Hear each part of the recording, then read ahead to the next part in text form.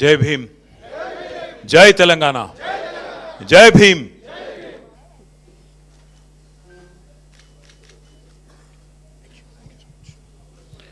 అందరికీ నమస్కారం.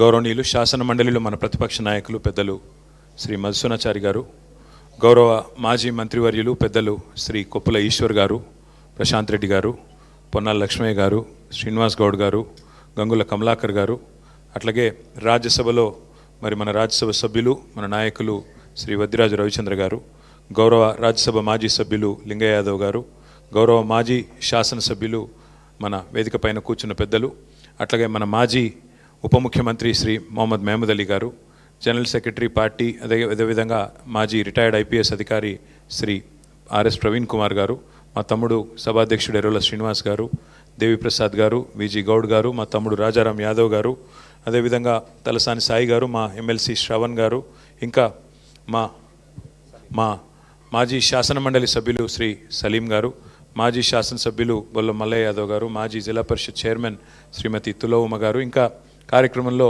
పాల్పంచుకుంటున్న గౌరవ సీనియర్ నాయకులందరికీ పేరు పేరున మాజీ కార్పొరేటర్లు ఉన్నారు, రాష్ట్ర నాయకులు ఉన్నారు, అట్లాగే మా జిల్లా స్థాయి నాయకులు ఉన్నారు. పేరు పేరున అందరికీ, పత్రికా మిత్రులకి పేరు పేరున అందరికీ 135వ డాక్టర్ బాబాసాహెబ్ అంబేద్కర్ జయంతి శుభాకాంక్షలు తెలియజేసుకుంటూ, పెద్దలు చాలా విషయాలు చెప్పారు.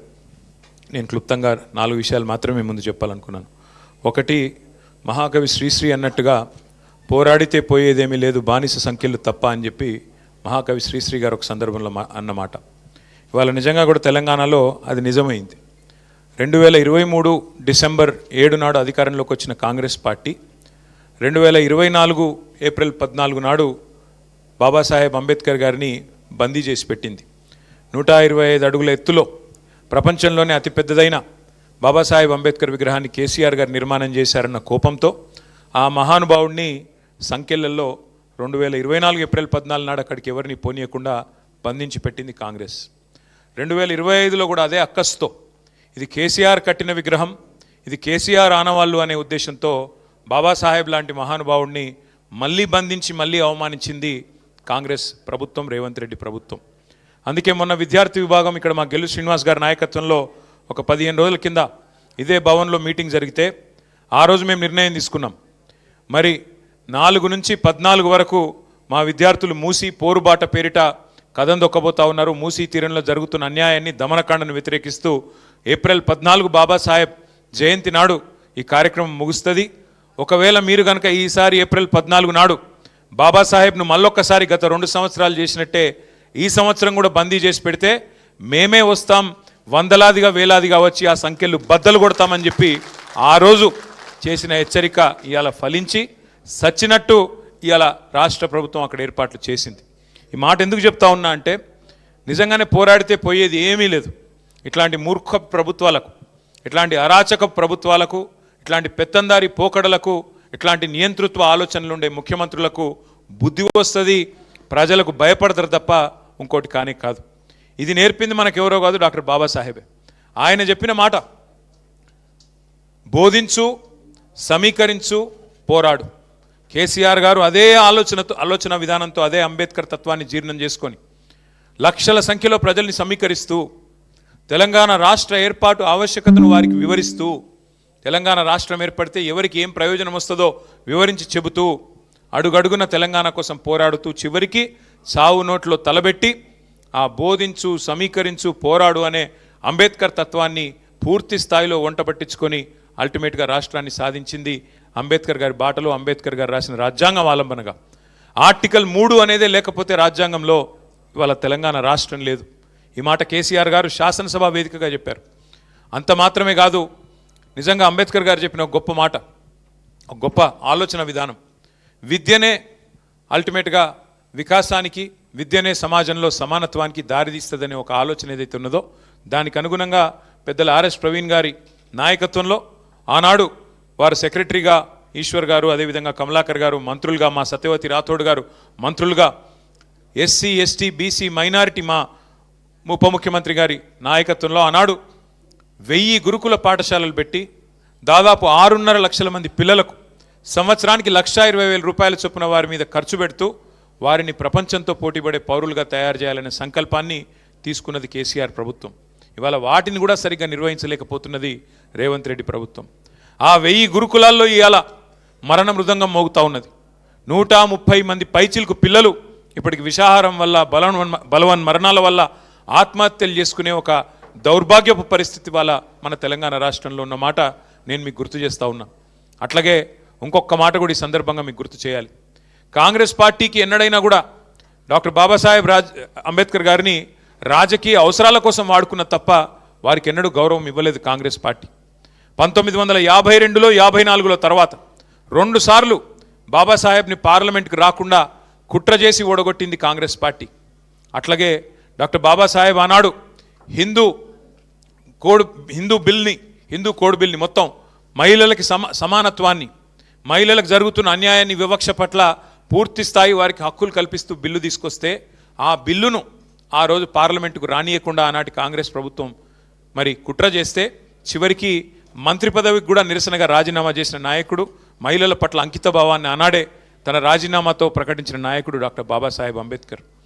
కాంగ్రెస్ ప్రభుత్వం ఉన్నంత కాలం భారతదేశంలో అటు నెహ్రూ గారు, తర్వాత ఇందిరాగాంధీ గారు, ఆ తర్వాత రాజీవ్ గాంధీ గారు బాబాసాహెబ్కు భారతరత్న మాత్రం ఇవ్వలేదు. చివరికి కాంగ్రెసేతర ప్రభుత్వం వస్తేనే బాబాసాహెబ్ కూడా భారతరత్న వచ్చింది. భారతరత్న చాలా దూరం, ఆఖరికి పార్లమెంట్ సెంట్రల్ హాల్లో కూడా బాబాసాహెబ్కి ఒక ఫోటో కూడా పెట్టలేదు కాంగ్రెస్ ప్రభుత్వం. అది వారికి మరి బాబాసాహెబ్ మీద ఉన్న గౌరవం. ఇవాళ మాట్లాడుతున్నారు పెద్ద పెద్ద మాటలు. ఇంతకుముందు మా ఈశ్వర్ గారు కరెక్ట్గా అడిగినారు.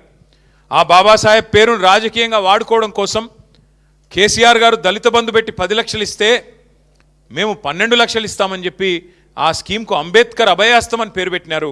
ఇవాళ ఆ మహానుభావుని మళ్ళీ ఒక్కసారి ఆ స్కీమ్ పేరు పెట్టి మళ్ళీ అవమానించి, అమలు చేయకుండా అవమానించి దళితులతో పాటుగా మరి బాబాసాహెబ్ని కూడా అవమానించింది కాంగ్రెస్ ప్రభుత్వం. ఇక మన నాయకుడు కేసీఆర్ గారు చేసింది పెద్దలంతా చెప్పినారు. 1000 గురుకుల పాఠశాలలు పెట్టడం మాత్రమే కాదు, దళిత బంధు లాంటి ఒక విప్లవాత్మకమైన కార్యక్రమాన్ని, దళితుల జీవితాలను శాశ్వతంగా మరి మార్చివేసే పథకాన్ని తీసుకొని రావడమే కాదు, ఒక విప్లవాత్మకమైన పథకం అది. దళిత బంధు లాంటి పథకం తేవాలంటే, రైతు బంధు లాంటి పథకం తేవాలి అంటే నాయకుడికి కలేజా ఉండాలి. ఆ కలేజా ఉన్న నాయకుడు మన కేసీఆర్ గారు. నార్మల్ నాయకులతో కావు ఇట్లాంటి ఆలోచనలు. అందుకే అట్లాంటి ఆలోచనతో లక్షలాది మందికి 5 ఏళ్లలోనే మరి 15-16 లక్షల కుటుంబాలకు న్యాయం చేయాలన్న ఆలోచనతో కేసీఆర్ గారు పోతే మరి దాన్ని మించిన పథకం మేము తెస్తామని చెప్పి అంబేద్కర్ అభయహస్తం అని చెప్పి చేవెళ్లలో మల్లికార్జున్ ఖార్గే గారిని పిలిచి ఎస్సీ ఎస్టీ డిక్లరేషన్ అని చెప్పి మోసం చేసింది కాంగ్రెస్ పార్టీ. ఇవాళ రాష్ట్రంలో ఉండే ఎస్సీ ఎస్టీ సోదరులకు నేను విజ్ఞప్తి చేస్తా ఉన్నా, గుర్తు చేసుకోవాలని కోరుతా ఉన్నా. ఒక ఎస్సీ ఎస్టీ డిక్లరేషన్లో ఒకటి చెప్పలేదు మాట 12 లక్షలని, ఇంకా చాలా చెప్పినారు. ఎస్సీలకు 18% రిజర్వేషన్ చేస్తామన్నారు. ఇవాళ 16 ఉన్నది, దాన్ని 18 చేస్తామన్నారు. ఎస్టీలకు 10% ఉన్నది, రిజర్వేషన్ పెంచుతాం 12% చేస్తామన్నారు. ఇలా దాదాపు 2.5 ఏళ్ళు గడిచినా మర్చిపోయారు. ఎస్సీ ఎస్టీలకు ఇండ్లకు మిగతా వర్గాలకు 5 లక్షలు ఇస్తే ఎస్సీ ఎస్టీలకు 6 లక్షలు ఇస్తామని చెప్పారు. ఒక్కొక్క ఇల్లు కట్టుకుంటే ఇందిరమ్మ ఇంటికి 6 లక్షలు మీరు ఎస్సీ ఎస్టీ అయితే అన్నారు. ఎస్సీ ఎస్టీలకు జాగా లేకపోతే జాగా కూడా ప్రభుత్వమే ఇస్తుందని చెప్పినారు.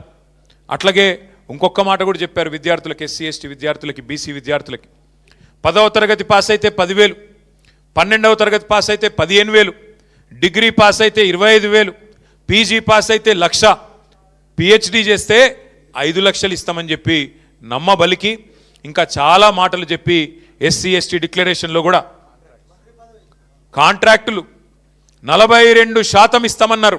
బీసీలకి కాంట్రాక్టులలో 18% ఇస్తా అన్నారు. ఎస్సీలకు కాంట్రాక్టులలో, ప్రభుత్వ కాంట్రాక్టులలో, ఎస్టీలకు 12% ఇస్తామన్నారు. మొత్తం వెరసి 72% ప్రభుత్వ కాంట్రాక్టులలో బీసీ ఎస్సీ ఎస్టీలకే మేము అవకాశం ఇస్తామని చెప్పి అభయహస్తం పేరిట మేనిఫెస్టో రాసి అందులో స్పష్టంగా చెప్పింది కాంగ్రెస్ పార్టీ. ఇవాళ 2.5 సంవత్సరాలైంది. ఈ 2.5 సంవత్సరాలలో దగ్గర 1,00,00,000 కోట్ల కాంట్రాక్టులు పిలిచిండు రేవంత్ రెడ్డి. వచ్చినాయా మరి ఎస్సీ ఎస్టీ బీసీబీలకు 72% వాటా ప్రభుత్వ కాంట్రాక్టులలో వచ్చిందా? రేపో మాపో మూసీ పిలుస్తారట, మూసీ కాంట్రాక్టులు ఇస్తాడా రేవంత్ రెడ్డి? 72% వాటా తెలంగాణలోని ఎస్సీ ఎస్టీ బీసీలకు చెప్పినట్టుగా. అంటే 1 కాదు 2 కాదు, ఎన్ని రకాల వంచన అంటే ఆనాడు కేసీఆర్ గారు అంబేద్కర్ ఓవర్సీస్ స్కాలర్షిప్ పేరిట 20 లక్షల రూపాయలు మన పిల్లలకి ఆనాడిస్తే, మౌలానా అబుల్ కలాం ఆజాద్ పేరిట మైనారిటీ పిల్లలకు స్కాలర్షిప్లు ఇస్తే, మహాత్మా జ్యోతిబా ఫూలే పేరిట ఓవర్సీస్ స్కాలర్షిప్లు 20 లక్షల రూపాయలు ఇస్తే, అట్లాగే స్వామి వివేకానంద పేరిట అగ్రవర్ణాల్లో ఉండే పేదలకు కూడా ఆనాడు కేసీఆర్ గారు ఓవర్సీస్ స్కాలర్షిప్ పెట్టి 7,000 మంది పిల్లల్ని విదేశాల్లో విద్యకు పంపితే ఏమన్నాడు రేవంత్ రెడ్డి గారు? ఇదంతా తక్కువ, మేము వచ్చినాక ఇంకా ఎక్కువ చేస్తాం, ఇంకా పొడుగు చేస్తాం అన్నాడు. ఇలా ఆ పిల్లలకు ₹1 ఇస్తలేడు. వాళ్ళందరినీ ఇవాళ ఎక్కడో విదేశాల్లో వాళ్ళ విద్య మధ్యలోనే అటకాయించిపోయే విధంగా ఇవాళ వాళ్ళందరి పూర్తి స్థాయిలో అన్యాయం చేస్తూ ఉన్నది రేవంత్ రెడ్డి ప్రభుత్వం. ఇదంతా ఎందుకు గుర్తు చేస్తూ ఉన్నా అంటే, మన సోదరులు ఎవరు మాట్లాడినా ఈ మధ్యకాలంలో 6 గ్యారెంటీల గురించే మాట్లాడుతున్నారు. కానీ మనం కూడా ఖచ్చితంగా అందరినీ అలర్ట్ చేయాల్సిన అవసరం ఉంది.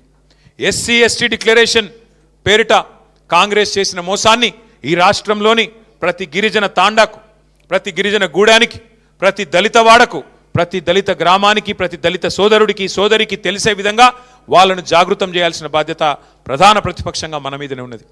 బీసీల గొంతు కోసి 1,00,000 కోట్ల బడ్జెట్ అని చెప్పి మాటలు చెప్పి ఇవాళ 3 బడ్జెట్లు పెట్టినా 3 కలిపితే కూడా 20,000 కోట్లు పెట్టకుండా మరి బీసీలకు మోసం చేసిన ప్రభుత్వం కాంగ్రెస్ ప్రభుత్వం అనే మాటను ప్రతి బీసీ సోదరుడికి సోదరికి వివరించి ఒక్కొక్క గ్రామంలో అవసరమైతే మీటింగ్ పెట్టి చెప్పాల్సిన బాధ్యత మన మీద ఉంది. అయితే ఇంకా చాలా ఉన్నది. ఎస్టీలకు మోసం, మైనారిటీలకు మోసం, బీసీ సబ్ ప్లాన్ అన్నారు, మైనారిటీ సబ్ ప్లాన్ అన్నారు, ఇంకా 420 హామీలు ఇచ్చినారు. ఈ అన్నిటి విషయంలో తప్పకుండా మనం ఏప్రిల్ 27 తర్వాత, ఏప్రిల్ 27 నాడు మన పార్టీ ఆవిర్భావ దినోత్సవం ఉన్నది. ఏప్రిల్ 20 నాడు మన నాయకుడు కేసీఆర్ గారు జగిత్యాలలో జరిగే బహిరంగ సభకు హాజరు కాబోతా ఉన్నారు. కాబట్టి ఈ 2 కార్యక్రమాలు అయిన తర్వాత మే జూన్ నెలలో నేను పెద్దలు ఈశ్వర్ గారిని, ఆర్ఎస్ ప్రవీణ్ గారిని కోరుతా ఉన్నా, అట్లాగే మా సోదరులందరినీ కోరుతా ఉన్నా, ముందుగా ఎస్సీ ఎస్టీలతోనే ప్రారంభం చేద్దాం ఎక్కడో దగ్గర. అట్లాగే ఆ డిక్లరేషన్లు వీళ్ళు ప్రకటించిన రోజు కూడా మనం తప్పకుండా ప్రజలకు గుర్తు చేయాల్సిన అవసరం ఉంది. కామారెడ్డి డిక్లరేషన్, చేవెళ్ళ డిక్లరేషన్, మహిళా డిక్లరేషన్ ఏదైతే చేసినారో, వరంగల్లో రైతు డిక్లరేషన్, యువజన డిక్లరేషన్ హైదరాబాద్లో, విద్యార్థి డిక్లరేషన్ ఇక్కడే, మహిళా డిక్లరేషన్, ఒక్కొక్క వర్గానికి సంబంధించి కాంగ్రెస్ చేసిన ప్రామిస్ల మీద మనం కూడా అంతే పకడ్బందీగా అవసరమైతే అదే స్థలంలో అదే పట్టణంలో బ్రహ్మాండమైన బహిరంగ సభలతో పాటు జాగృతం చేసే విధంగా ఈ 2 ఏళ్ల కార్యాచరణ రూపొందించుకుందాం. తప్పకుండా నాకైతే విశ్వాసం ఉంది. కేసీఆర్ గారు నిబద్ధతతో 125 ఫీట్ల విగ్రహం మాత్రమే కాదు, డాక్టర్ బాబాసాహెబ్ పేరు మన సెక్రటేరియట్కే పెట్టడంతో పాటు ఆ రోజు భారతీయ జనతా పార్టీ ప్రభుత్వాన్ని మనం డిమాండ్ చేసినాం అసెంబ్లీలో. అయ్యా మేము కొత్త సచివాలయం కట్టి అంబేద్కర్ గారి పేరు పెట్టుకున్నాం, మీరు పార్లమెంట్ కడుతున్నారు, కొత్త పార్లమెంట్ భవనం, ఆ పార్లమెంటు భవనానికి కూడా ఖచ్చితంగా డాక్టర్ బాబాసాహెబ్ పేరు పెట్టాలి అని ఆ రోజు తీర్మానం చేసింది కేసీఆర్ ప్రభుత్వం. పార్టీగా కాదు, ప్రభుత్వంగానే శాసనసభలో తీర్మానం చేసి పంపినాం. ఇలా నిజంగానే భారతీయ జనతా పార్టీకి కూడా ఈషన్ మాత్రం గౌరవం ఉన్నా వారు స్పందించేటోళ్ళు, నిజంగా కాంగ్రెస్ పార్టీకి అనుమాత్రం గౌరవం ఉన్నా వారు కూడా పార్లమెంట్లో ప్రస్తావించేటోళ్ళు. కానీ ఇద్దరు కూడా దొందే, ఇద్దరు కూడా అల్టిమేట్గా అంబేద్కర్ అంటే గిట్టని వాళ్ళే తప్ప ఈ దేశంలో మాత్రం ఇంకొక ఆలోచన వారిద్దరికి కూడా లేదు.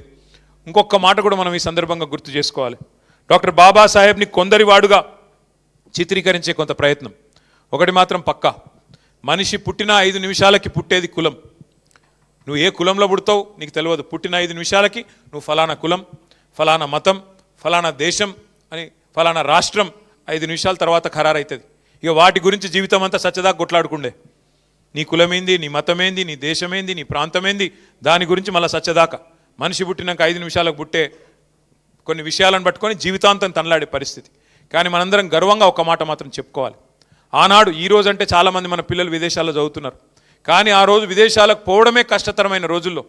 అందులో భారతదేశంలో ఉండే కులతత్వం, భారతదేశంలో ఉండే కులస్వామ్యంలో ఆ రోజుల్లో ఆనాడు డాక్టర్ బాబాసాహెబ్ అంబేద్కర్ గారు 110 సంవత్సరాల కిందట లండన్ స్కూల్ ఆఫ్ ఎకనామిక్స్లో చదువుకున్నాడు, కొలంబియా యూనివర్సిటీకి పోయి పిహెచ్డి చేసినాడు. అట్లాంటి విశ్వమానవుడిని ఎవరైనా తక్కువ చేసి మాట్లాడితే మనందరం ఒకటే గొంతుతో ఒకటే మాట చెప్పాలా, ఈ దేశంలో మహాత్మా గాంధీ ఎంత గొప్పవాడో, మహాత్మా గాంధీ ఎట్లా అందరివాడో, అంబేద్కర్ కూడా ఖచ్చితంగా అందరివాడే. అంబేద్కర్ కొందరివాడు కాదు. ఈ దేశంలో రాజ్యాంగాన్ని ఇచ్చిన నాయకుడు, ఈ దేశంలో అణగారిన వర్గాలకు గొంతిచ్చిన నాయకుడు, మహిళలకు ఓటు హక్కు ఇచ్చిన నాయకుడు, అల్పసంఖ్యాకులైన తెలంగాణ ప్రజలకు అల్టిమేట్గా రాష్ట్రాన్ని ఇచ్చిన నాయకుడు డాక్టర్ బాబాసాహెబ్. అట్లాంటి నాయకుడిని కొందరివాడుగా పరిగణించి కొందరివాడుగా ఎవరైనా చూపెట్టే ప్రయత్నం చేస్తే అది వాళ్ళ బుద్ధి తక్కువతనమవుతుంది. ఒకనాడు వెలివేసినట్టుండే దళిత వాడల్లో అక్కడ మాత్రమే పెట్టుకోవాలి అంబేద్కర్ విగ్రహాన్ని అనే కాడ నుంచి హైదరాబాద్ నడిబొడ్డున సెక్రటేరియట్ పక్కన హైదరాబాద్ నడిబొడ్డున విగ్రహాన్ని పెట్టిన నాయకుడు కేసీఆర్ గారు. మాటల్లో కాదు చేతల్లోనే అంబేద్కర్ తత్వాన్ని, అంబేద్కర్ మీద గౌరవాన్ని చూపెట్టిన నాయకుడు కేసీఆర్ గారు. అందుకే జై భీమ్, జై తెలంగాణ, జై కేసీఆర్ అనే నినాదంతో ముందుకు పోదాం. తప్పకుండా కాంగ్రెస్ పార్టీ యొక్క దుర్మార్గ ప్రభుత్వాన్ని అడుగడుగున ఎదుర్కొందాం. చివరిగా నేను చేసే విజ్ఞప్తి, ఇక్కడికి వచ్చిన ప్రతి ఒక్కరు మీకు బాబాసాహెబ్ మీద గౌరవం ఉంటే ఇక్కడికి వచ్చిన ప్రతి ఒక్కరిని కొడతా ఉన్నా, ఈడికెళ్ళి సీదా మనం మన పెద్ద అంబేద్కర్ విగ్రహం కాడికి పోదాం. ఏమాత్రం గౌరవం ఉన్నా మీరు ఈడికెళ్ళి ఆడికి రావాలి. అక్కడ పెద్ద కార్యక్రమం మన నాయకుడు తలసాని గారు ఏర్పాటు చేసినారు. మీరందరూ కూడా పాల్గొనాలని కోరుతూ జై భీమ్, జై తెలంగాణ.